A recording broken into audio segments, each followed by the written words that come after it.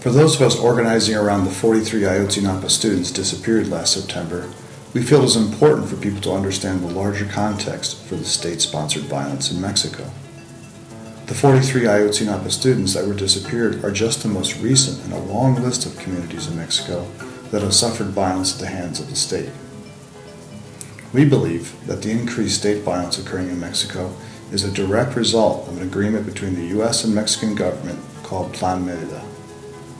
Plan Merida is usually framed as a policy directed at fighting the so-called war on drugs in Mexico, but this, we believe, is a lie. Plan Merida is essentially a policy that benefits the super wealthy and punishes civilians in Mexico. The reality of Plan Merida is encapsulated in the following 5 points. 1. The U.S. government has provided roughly $2.4 billion in military aid to Mexico in the form of weapons and training. Mexico has become highly militarized, with thousands of Mexican soldiers and police officers being trained in counterinsurgency tactics. 2.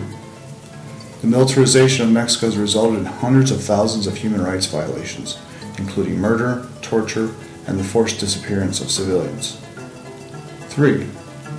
At the same time that civilians live in constant fear, Plan Merida has provided greater opportunity for foreign investment in Mexico and accelerated the privatization of more and more of Mexico's public resources, with the national oil reserves of Pemex now being targeted.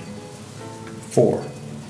The amount of drugs that is entering the U.S. from Mexico has not decreased, in part because the Mexican military is now involved in narco-trafficking. And 5. The Mexican immigration issue is primarily driven by people fleeing harsh poverty and the political violence that has engulfed Mexico. If we want justice for the 43 Ayotzinapa students and all other Mexicans who have been murdered, tortured, or forcibly disappeared, then the U.S.-Mexican policy known as Plan Merida must be terminated. We call for an end to all U.S. military aid to Mexico. We call for a renegotiation of NAFTA. We demand that we stop criminalizing immigrants. And finally, we demand justice for Ayotzinapa.